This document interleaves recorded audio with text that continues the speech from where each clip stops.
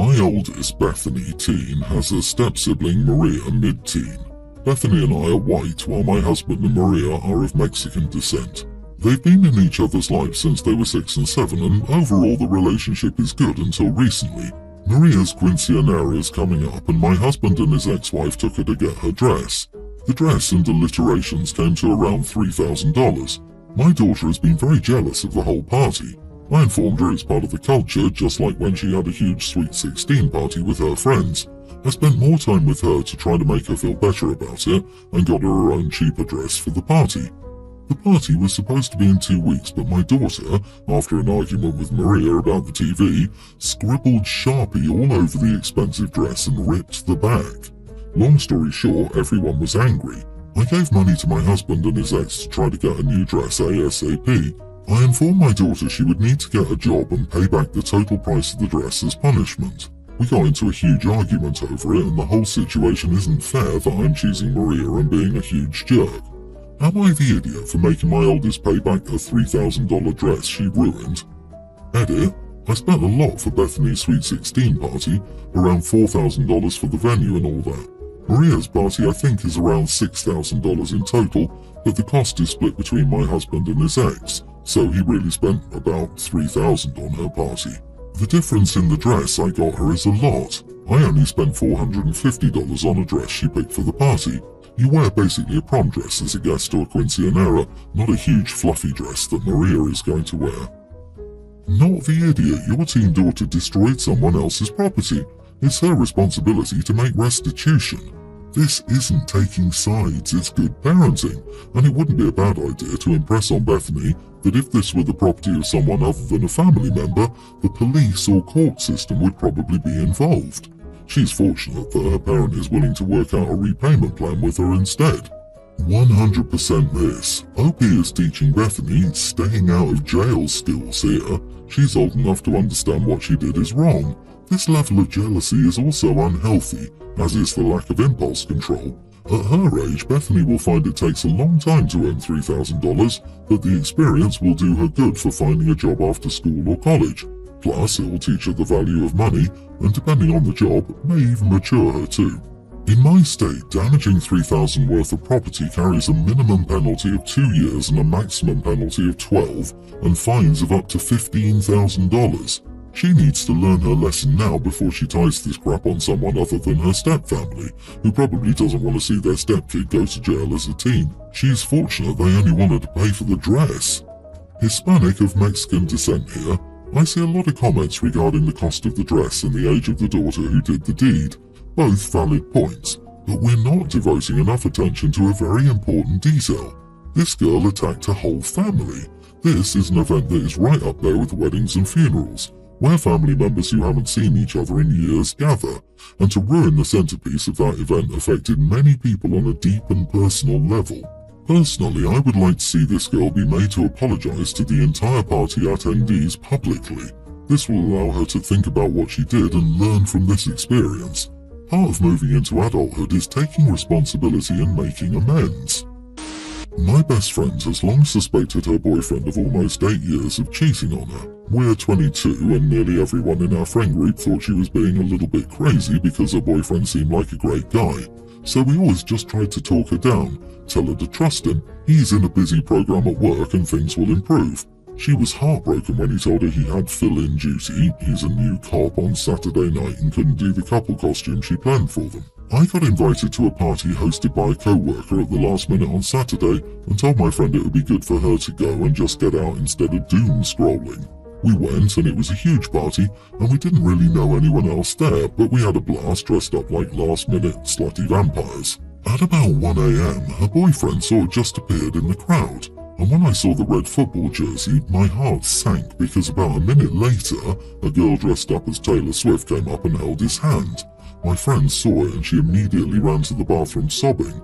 In the bathroom, she went from pleading with God that this wasn't real to out-and-out rage and back again. I told her we needed to leave. She said no, she had to confront him.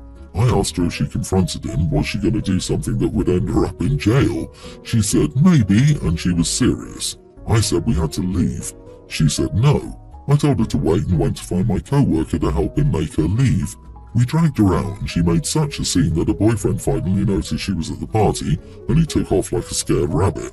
We got to my house and she started pounding shots, so I grabbed her keys and tried to get her to go to bed, and she kept screaming how everyone screws me over, including you.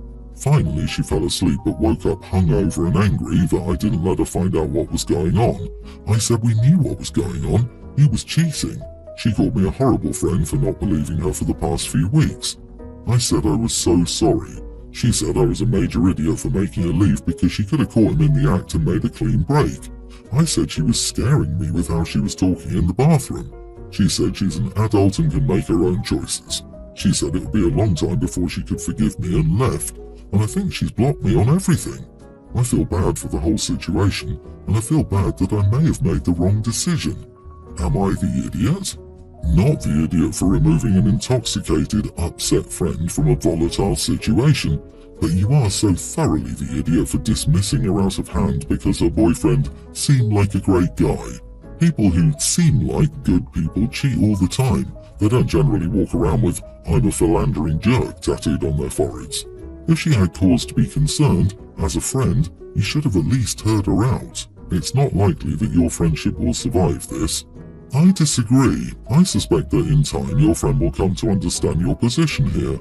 Your relationship will get back on track. She's obviously in a heightened emotional state due to the situation with her now ex and the fact she was drinking at the time, so she likely just needs time and space to get some perspective on the matter. Hopefully that's the case, but if it's not, take comfort in knowing this situation is the fault of her cheating partner, and ultimately he, not you, is the idiot.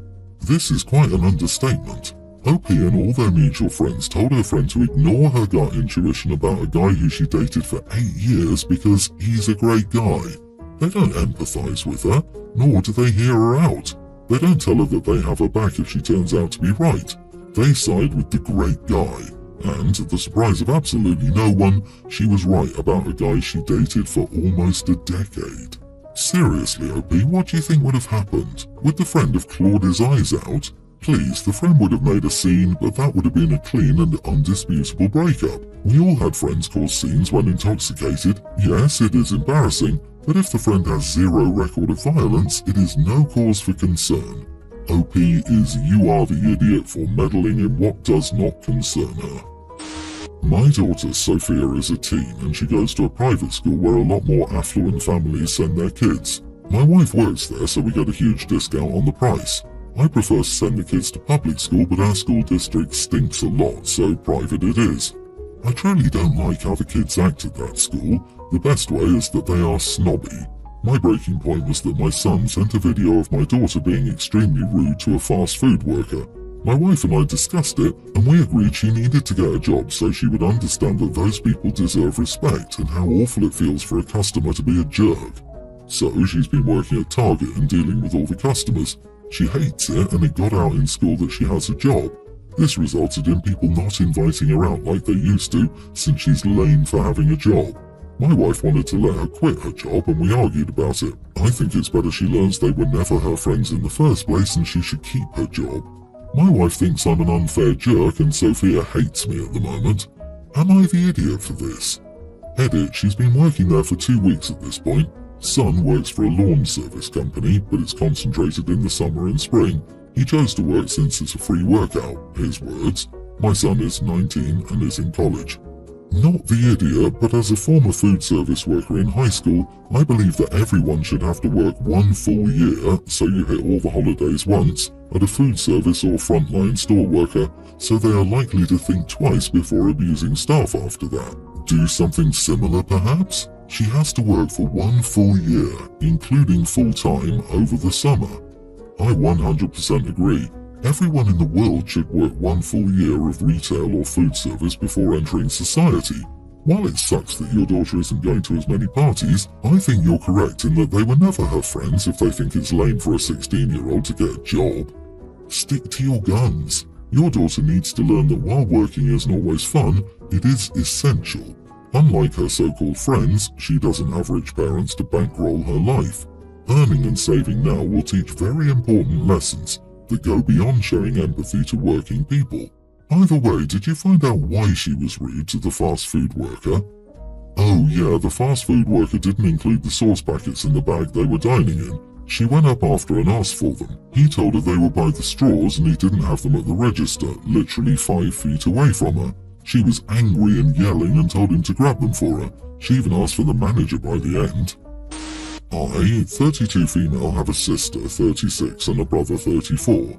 The three of us were close as children. My sister and I were incredibly close from our early 20s on due to a traumatic incident that happened to her, and I was the person she felt most comfortable relying on. I was there and I held her hand through it all. Then, when I had had several miscarriages in a row, she was there for me and a great support. I was unable to carry my children. Biologically, I could have a child, but my body could not retain a pregnancy. So my husband and I had helped to have our 2 children. I'm their biological mother, but I didn't carry them. My sister-in-law did. I am truly forever grateful to her.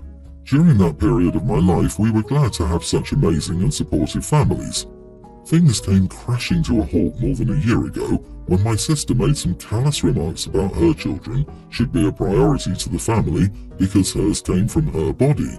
She said my DNA might have made my kids, but they would never really be mine. She ended up in a feud with our brother because she told him that he should remind his son that my son is not an additional boy in the family. My nephew was the only boy until my son was born. My brother was shocked by our sister's stance. She went in on me about how I should have embraced that I was never meant to be a mom and that I defied Mother Nature.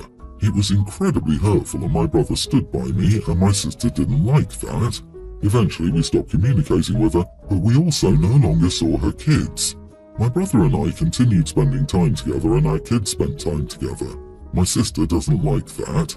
She reached out separately and said we were cruel for excluding her children, and how could we leave them out like that?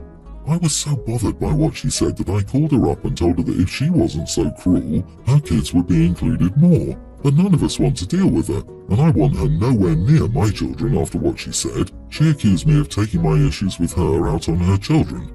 Am I the idiot? Not the idiot. How could she possibly say something like that? Giving birth does not make you a mother, nor does not giving birth make you less of a mother. I would hate to see what she thinks about adopted or foster children. Regardless of whether you gave birth to your children, they are yours. Period. Even if they weren't blood related to you, they would still be yours. OP doesn't know, but given what the sister tried to convince the brother's son of, it's almost a sure thing that the sister's kids have been primed to treat OP's children as other, and the real objection is getting shut out of being around the brother's kids. Why does she want to spend time with your children? She doesn't find them worthy, makes disgusting remarks and doesn't see them as part of the family. Her children can hear the offensive things their mother says, and they would most likely repeat them to your children as well as their relatives. Sis sounds unhinged. Out of curiosity, does your sister spend excessive time on social media? TikTok is filled to the brim with toxic rhetoric, especially ones around motherhood and what a real mom is. It's so easy to get caught in a doom scroll, and the algorithm just shoves more of it in your face, and the next thing you know, you're in some pipeline flushing you down the back crack crazy toilet. Either way, I'm sorry you're dealing with this, but I'm glad your brother is on your side. OP, she supported you so much because it made her feel better. Like, OP can't carry kids, and I'm also an angel for sharing her burden and helping her stay below me where she belongs. And you destroyed her perfect plan to be a saint by letting your sister-in-law, a true saint, carry your kids. How dare you? Your sister is a demon. In January next year, my 25 female sister, 29, is having rib removal surgery. She's going to America because no doctor in our country will perform that type of surgery for non-cosmetic reasons. She'll stay there at first to recover a little bit before she returns. However, she'll need to take more time to recover when she gets back.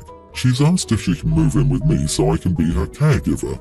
It would be for up to 4 months, although she said it could be longer and she doesn't know the exact timeline. She says her parents can't do it because of their age and the fact that they moved into a building for people who are over 50 this year. She thinks that I will be the perfect caregiver for her because I'm a critical care nurse. I said no. For one thing, my place only has 1 bedroom. Also, I spend all my time at work taking care of people. I don't want to do it in my off hours. The hospital I work at is busy and my shifts are long. I don't want to do work at home too. My sister is angry because she says if I don't do it, she'll have to pay for nurses and caregivers and they will be strangers. Does my refusing to do any caregiving for her and saying it's not my problem make me the wrong one? Not the idiot. If she can fly to America and pay for medical care there, she can afford a nurse to look after her. Also, with one bedroom, does your sister plan to recover on the living room sofa, or does she expect you to give up your bedroom for months to camp in the living room, all while working full-time? Out of interest, is it for cosmetic reasons only? Has nothing to do with a medical condition? No. Sis is doing a barbecue and is short of ingredients. Another critical care nurse here, and my question is, why would someone need a caregiver after rib surgery? She'll be able to walk, get to the bathroom and kitchen, cook and dress, order groceries or go out herself. Why the heck would she need a caregiver? Is this a big thoracotomy or multiple chest tubes or something? I didn't need a caregiver after I smashed my leg and spent 2 months no weight bearing at age 60. I'd hazard to say that if she's planning on 4 months of recovery, that's a red flag too. In most surgeries you can return to normal activities, possibly with restrictions, within 2 weeks. I think she booked multiple surgeries, and the only thing missing from OP's post is the word influencer. Wow, rib removal surgery. Now that is the height of unnecessary cosmetic surgery. I can see tummy tucks or breast augmentation, but a rib being removed so you can appear to have a smaller waist or to get a smaller waist, that is over the edge psychotic. Yeah, I'd say no to it even if I wasn't a nurse. You know she's going to be demanding most likely and want you to be waiting on her hand and foot. Oh, it hurts to move. Oh, you didn't have a rib taken out. I'd reply, well, you're not Adam. Sister should rather spend all this money on a good therapist.